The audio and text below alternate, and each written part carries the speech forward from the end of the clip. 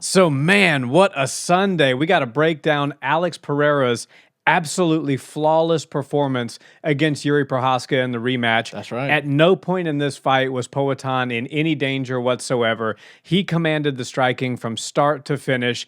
I think in that first round, he was 79% on his strikes landed, so pinpoint accuracy. And the scary thing, and I said this in the prediction video building up to this fight, Alex Pereira is getting scarier by the fight because he's improving by the fight. Right. When you have a fighter who's so new to a sport, and he is new to MMA, especially compared to most of the people on the UFC's roster, Right. you tend to have those leaps and bounds of improvements earlier on, whereas when you've had a more established career, it's small corrections here and there, but you kind of reach your cap. Alex Pereira, to me, is still on the way up as far as his potential in MMA goes. For sure. He's got the power, he's got the precision, he's got the ability to adapt on the fly and learn new tools such as the MMA fighting range. You know, kickboxing range is very different than MMA striking range, and even though he's doing a lot of the same techniques that got him to the top at kickboxing, he's having to do it with the threat of a takedown in a cage that's shaped like an octagon,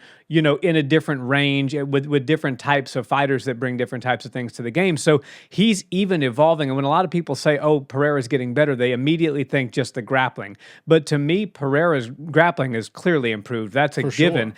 But his striking is also a lot better for MMA. He's figuring out these guys. He's figuring out their range and their timing. He's using the cage better than he was before.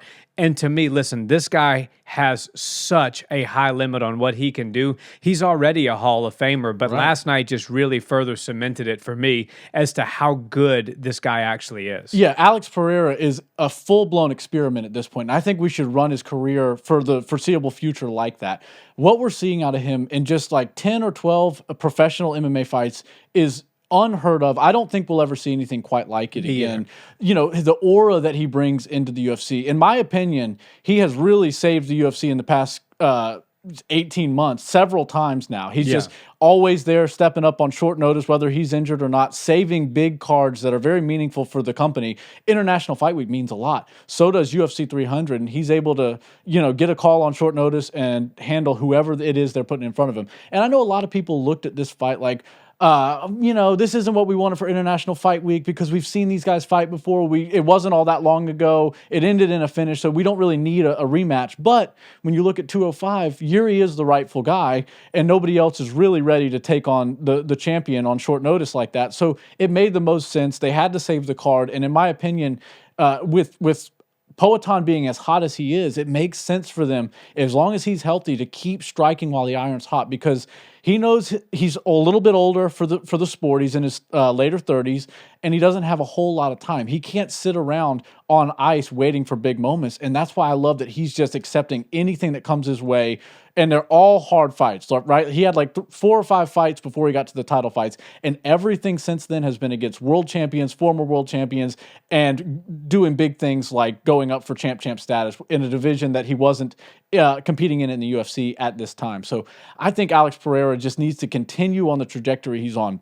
We can talk all day about the skills that he showed in the cage, and I'd like to break that down. But my thing about the experiment with Alex Pereira is we don't know how long this is going to last. And right now there's some really intriguing fights at heavyweight that we have to see take place.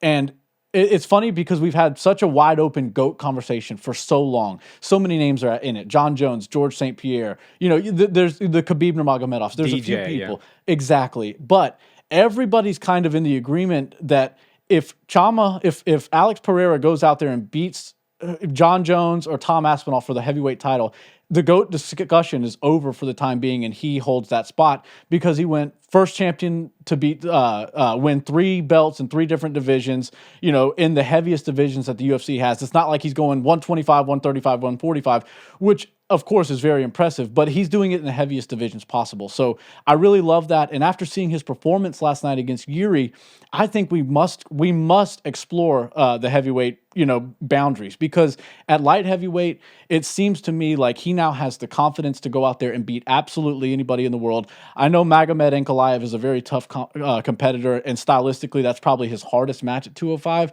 but the most exciting fights for Alex Pereira after what we saw against Jiří Procházka, in my opinion, are at heavyweight. And when you talk about his performance last night against Jiří Procházka, I predicted that he would get his hand raised and it would probably come via finish. But I also thought that Jiří Procházka did a lot of good things in the first fight. He even won the first round of the first fight. And I was assuming that both of them would slow down their pace a little bit, be a little bit more precise and calculated with their attacks, and it would drag the fight out a little bit longer. Like we said, both third or fourth round finish. No, he got Jiří out of there quicker this time around. And realistically, it could have been ended in the first round. I mean, he was saved by the bell from that knockdown, that quick hook, right at the end of the round. But as soon as he got back out there for the second round, the minute that they took off for break was not near long enough. He was still severely concussed and not there mentally. And that's why you saw the switch kick right to a ground and pound finish, a thing of beauty. As close to a flawless performance in a title fight as we've seen in a meaningful amount of time. And man, Alex Pereira deserves all the credit in the world for going out there with the stakes that were out there. We understood that he was replacing a guy with a broken toe, but we find out he also had a broken toe at the same time. So everything he's doing, the UFC loves, the people love it. I'm a massive fan of Chama. I want all things now Chama. I'm waking up in the morning and saying Chama. So for me, it's one of those things where I want to see this experiment go as long as it possibly can. And with performances like that, the sky's the limit for Poatan. Yeah. And I want to talk about a little bit as far as the techniques that I saw in the cage that were really just impressive and very subtle. And in the beginning of the fight, when Jiří came out, he switched stances almost immediately before Alex had that chance to tear up his lead leg. Right. And what did Alex do? He immediately attacked the new lead leg with his front leg. Right. So he showed that you're not safe no matter where you are. I've got your number. And when I saw him do that, I just said to myself, I predicted Alex, if you go back and watch our prediction video, I think I said third round. If I'm wrong, it was fourth round that he would get the knockout. At that moment, I said, Alex has got his number. This is probably going to happen actually even faster than I originally thought it was. Wow. And then he started to land those beautiful body jabs. And Jiří was like, it was almost like Alex saw everything coming. The punches were missing by a lot.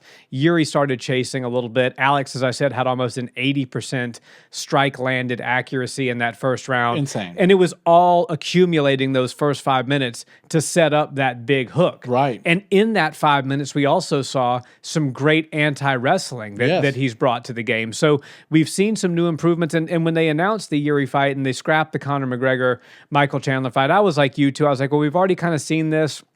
We know how it went the first time. I don't really know if this is the fight that I'm uber excited to see. I'm always excited to see Poatan. Right. But when you have an International Fight Week main event scrapped and you put a rematch on where there was an early knockout the first time, sometimes it can be hard to get up for that second fight. But now that I saw it, I'm actually really glad it happened because now we can measure apples to apples. The first time it was Alex and Jiří. Jiří came out, won the first round, had some good moments on the ground, had some good moments on the feet, and then Alex was obviously able to do what he did to knock him out. Right. This time around, this was the same Jiří. Right. Maybe arguably even a better Jiří Procházka than fought Alex the first time. Right. And he had nothing for him. He had nothing for him on the feet. He had nothing for him in the grappling. It was easy. It was like a walk in the park for Poatan. So to see that and see that stark improvement really makes you realize just how much better Alex Pereira's gotten. Right. And Yuri's a guy, by the way, who has finished 97% of his wins. Yeah. The guy's got damn near 100% finish rate in the fights that he wins. And more than twice as many fights as Poatan in MMA. Exactly. Yeah, this guy's as seasoned of a veteran as they get. You said it right. Magomed Ankalaev is the worthy next contender at 205. That's not the question. The question is, where does Alex Pereira contend in his next fight? Is it 205? Then obviously you make the Magomed Ankalaev fight. But, and this is why we all love Joe Rogan. That's right. He was poking the bear in there last night, and Dana White even said it in the post-fight press conference that I was listening to this morning. I've got the belt around my waist, and I've got Joe Rogan in my ear saying, you got to let this guy go to heavyweight. This is an experiment like we've never seen before. You got to let it happen. And he's like, look, if that's what the fans want, that's what we'll give them. And truthfully, I think it is what we would like to see because we're all in uncharted territory here. We've never seen a guy rise to stardom this fast. You talk about him replacing Conor McGregor for this fight. Last time Conor McGregor fought Alex Pereira was not in the UFC. Right. So just think about that for a second. He's replacing a guy who's the biggest star the sport's ever seen, and he puts on a gate that does 15.1 million and, you know, a pretty decent pay-per-view buy as well. And he's got a crowd full of people there to see him. And the last time we saw McGregor, this guy wasn't even in the organization. So Right. I agree with Joe. You got to let this experiment run its course. Yeah. How far up the totem pole can he go? Right. What happens if they thrust him in there with John Jones? Yes, obviously we saw what John did to Cyril Gane, but you know, Alex Pereira, you can't discount him on the feet. No. And it's a very dangerous proposition when you're locked in a cage with him and you're striking with him. I don't care who you are. I don't care if you're the greatest fighter of all time, which John Jones is. He's in danger on the feet against Alex Pereira. He would have to get that fight to the ground. So listen, I love that Joe, he always says, I don't have that much pull with the UFC. I don't necessarily believe that. I think that he does. He's very good friends with Dana. So I would love to see, you know, Alex Pereira go up and fight at heavyweight. We have to see what shakes out with Tom Aspinall, Curtis Blades, and also Stipe Miocic and John Jones. And if they make any of those matchups, whether they put him in there with the winner of Aspinall or Blades, or they just wait and have him fight the winner of Stipe versus John, you know, who knows what anything can happen in the UFC and the MMA landscape. Fighters get injured, people retire, things change at a moment's notice. So you never know what's going to happen. But if heavyweight is the move, I think we'd be looking at something that we've never seen before. And all of us would be on the edge of our seat when Alex Pereira got locked in that cage to contend against whoever to become the first ever triple champion. It would be absolutely insane. And it's something that the UFC fans and the matchmakers themselves, they know that there's something special here. And I love that Joe Rogan, at the end of the day, he's got the most powerful voice in the world. So of course he has some pull with his good friends that run the UFC. But what he did last night was great because he got the masses. He got all the people in attendance on his side too. So now it's not his word. It's his word plus every UFC fan in the world, because now we all want to see Alex Pereira go out there and try to become triple champion, the first ever to do it, and potentially cement his name as the top guy and potentially the GOAT if he's able to beat the current GOAT in John Jones. So I love that, you know, a lot of people listen to Joe Rogan every day and they have a lot in common with him. They feel like they know him. But when he does stuff like that, you're like, oh man, he's a fight fan just like me. He wants to see these amazing fights. And I love that you brought up the Conor McGregor replacement, because that's actually kind of big to me. When you look at this fight card, and we were promised Michael Chandler versus Conor McGregor, which, you know, as far as accolades go, it wasn't a title fight or anything like that. It wasn't meaningful for the division that they're both in and have been in for a long time. But it was a major fight. Conor McGregor's the biggest star in the sport, and it felt like you couldn't replace Conor McGregor with anybody. But Alex Pereira really is giving me big fight feel every time he steps out there. And if there's somebody that can, you know, become a major star, I think there's a lot of possibilities in Hollywood for Alex Pereira. I think he's the scariest looking dude on the roster. So there's all sorts of bad villains that he could go out and play. I think Chama MMA, a feeder league in Brazil, is something that he could go out and do. But for right now, he's got goals in mind, and he's a very active fighter. He's a very active champ. And I think if he goes out there at heavyweight and fights either John Jones or Tom Aspinall, his chances are going to go up. And when you talk about how big of a star Conor McGregor got, and everybody always says there's nobody that's going to become the next Conor McGregor. He's just too big. He got too big too quick, and all the right things fell in place. What I think is, of course, Alex Pereira is not the star that Conor McGregor is yet, but he's very big. He is a household name to the highest level right now, and the hottest fighter that we have on the entire roster. He's very active. He's always out there. I think that if he goes out there and makes this experiment last a little bit longer, goes to heavyweight, and is able to get his hand raised and all of that, now you're talking about a guy that's close to the Conor McGregor level of star. And I think for a guy that doesn't speak very much English, he says a few big things, he grunts, he says Chama, but he's taken the world by storm. Everybody knows Alex Pereira now. He's worldwide. He's known everywhere. And I think that if Alex Pereira goes out there and can contest for the heavyweight title and potentially win it, you're talking about the biggest star in the sport and really close to what Conor McGregor was able to amass in his career.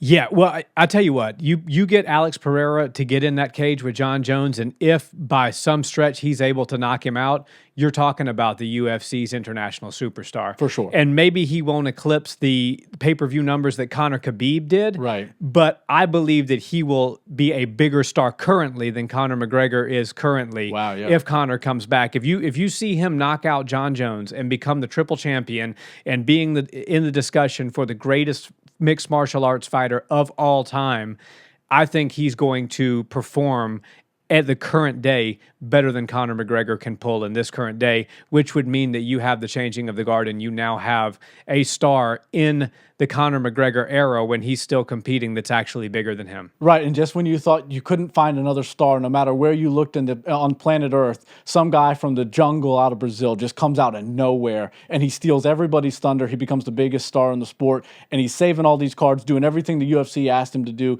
and then some. He's making it look easy, and I can't wait to see what he does next. That's why we love the sport.